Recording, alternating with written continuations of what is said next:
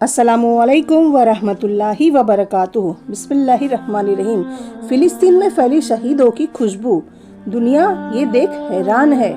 दोस्तों, ये दुनिया की एक ऐसी हकीकत है कि जिसे देख हजारों गैर मुस्लिम मुसलमान बन गए। तारीख इस पर गवाह है कि शहीद के जिस्म की अल्लाह ताला हिफाजत फरमाते हैं। इसीलिए अभी 50 साल पहले जब आले सऊद ने हट धर्मी में आकर कुछ सहाबाए इकराम की कब्रें खुदवाई तो लोग देखकर हैरान रह गए कि 1400 साल गुजरने के बाद भी सहाबा इकराम के जिस्म कब्रों में बिल्कुल सही सलामत थे। इस खबर को कई यूरोपीय अखबारों ने भी छापा। और दोस्तों, ये भी एक हकीकत है कि शहीद के जिस्म से खुशबू आती है। ये सबके साथ तो नहीं होता, बल्कि अल्लाह ताला कभी कभी लोगों को अपनी कुदरत दिखाने के लिए किसी शहीद के जिस्म को ऐसा महका देते हैं कि दुनिया हैरान रह जाती है। क्योंकि दुनिया का निज़ाम तो ये है कि जब भी किसी की वफात होती है तो कुछ ही घंटों बाद इंसान का जिस्म खराब होना शुरू हो जाता है। इसीलिए घर वाले कोशिश करते हैं कि जितना जल्द हो सके मैयत को कब्र में ले जाकर दफन कर दिया जाए। लेकिन दोस्तों, आजकल फिलिस्तीन के हालात ही कुछ और है। गुजरे 40 दिनों में 50-100 ऐसी वीडियो सोशल मीडिया पर वायरल हुई है कि जिनमें साफ देखा जा सकता है कि फिलिस्तीन में शहीद होने वालों में से कुछ ऐसे लोग भी हैं जिनके जिस्मों से खुशबू आ रही है। और कल की एक वीडियो में वायरल हुआ कि पूरे गजा में एक अजीब सी खुशबू महक रही है। जहां पर शहीदों की लाशें रखी हुई है वहां पर तो बदबू फैलनी चाहिए, लेकिन वहां मौजूद लोग कुछ और ही बातें बयान कर रहे हैं। उनका कहना है कि यहाँ अक्सर शहीदों के जिस्मों से एक अजीब तरह की खुशबू निकल रही है।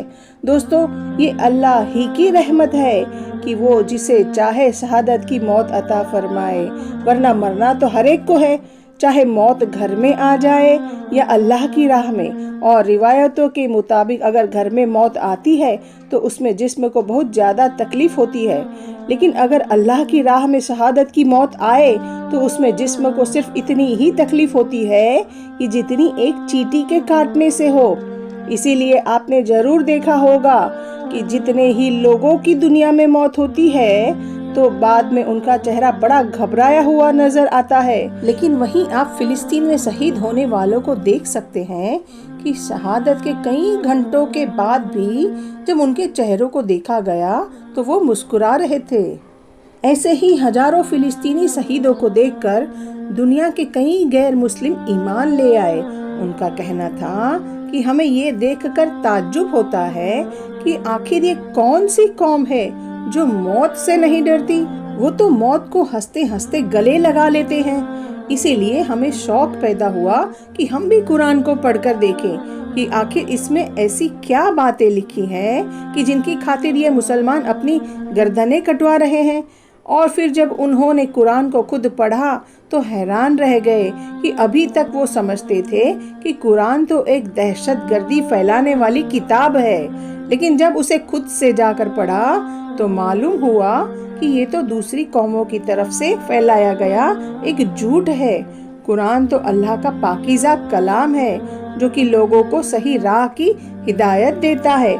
इसीलिए अभी कुछ दिन पहले जब एक अमेरिकी सैनिक से पूछा गया कि आखिर इस जंग के दौरान तुम कैसा महसूस कर रहे हो, तो उसने जवाब दिया कि हम सारे सैनिक तो जिंदा रहने के लिए लड़ते हैं और ये हमारे सामने मुस्लिम कौम मौत के लिए लड़ती है।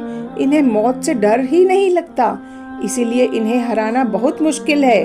और दोस्तों, ये हकीकत है कि हदीस के मुताबिक एक मुसलमान के लिए उसका सबसे बड़ा तोहफा मौत होती है, क्योंकि मौत के बाद वो दुनिया की तकलीफों से नजात पाकर अल्लाह व रसूल से मुलाकात करता है, जो कि एक मुसलमान की सबसे बड़ी तमन्ना होती है।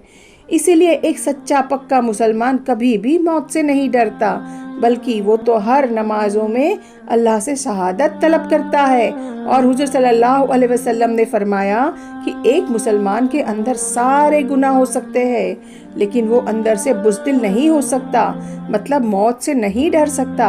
अगर वो मरने से डरता है तो वो सच्चा पक्का मुसलमान हो ही नहीं सकता। अल्लाह ताला हम सभी को शहादत की मौत अता फरमाए। आमीन सुम्मा आमीन। अस्सलामु अलैकुम वरहमतुल्लाहि वबरकातुहू।